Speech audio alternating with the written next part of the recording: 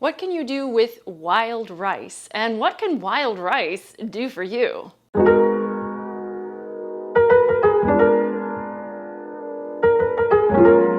If you're familiar with wild rice, you probably already know that wild rice isn't actually a rice, it's a grass. But nutritionally speaking, it's classified as a grain, a whole grain in fact. So it cooks pretty similar to rice or other grains. To cook it, the typical 2 parts water to 1 part dry grain won't steer you wrong. However, you might want to add a little extra water to get it soft. And wild rice takes a little extra cooking time than white rice or even brown rice. As for what you can do with it, try wild rice as the starch or grain component of any meal.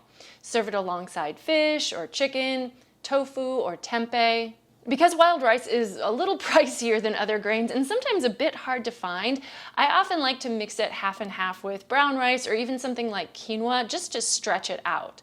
It also has a pretty distinctive flavor, kind of nutty, but maybe a little bit unexpected, so mixing it with another grain can actually help to balance it out. Growing up, my mom used to make a wild rice soup. I've also heard of wild rice salads. It also works really well in casseroles or other baked dishes, particularly ones that feature fall crops and seasonal spices. Here's a version of stuffed squash I made recently featuring this chewy grain. Delicious, savory, and kind of fancy. Stuffed squash.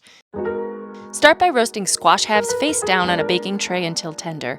Takes maybe 40 minutes in a 400-degree oven. Once they've cooled a bit, scoop the flesh out of the halves, leaving just a little bit to line the inside of the skins. I'm using acorn squash, but butternut also works really well. Now prepare the stuffing. I recommend wild rice if you have it. Cook on the stovetop and then fluff with a fork. I actually mixed it with some quinoa as well, but any grain will work here. These are the other ingredients I used: kale, mushrooms, walnuts, blue cheese, plus some olive oil, vinegar, pepper, and salt. Mix the veggies and grains along with any seasonings and taste the mix so you can adjust it if you need to. Then fold in the nuts and crumbled cheese. Scoop the mixture back into the squash shells. These will get returned to the oven for 25 to 30 minutes. Finish with about 5 minutes under the broiler. A whole balanced meal, all in an acorn cup. Yum. I also have another YouTube video demonstrating a tasty wild rice risotto recipe. I use that term loosely because I don't tend to follow hard and fast recipes in my kitchen. I kind of like to improvise. As for what wild rice can do for you, its nutritional profile is pretty awesome. As I mentioned, it is a whole grain, so you know it's a good source of fiber. It's slightly lower in calories than white rice or brown rice, but it is much higher in protein, coming in at about 6 grams of protein for 1 cooked cup. But wait, there's more. Wild rice is a good source of essential minerals, including magnesium, iron, potassium, and zinc. It includes some of our essential B vitamins like folate and B6.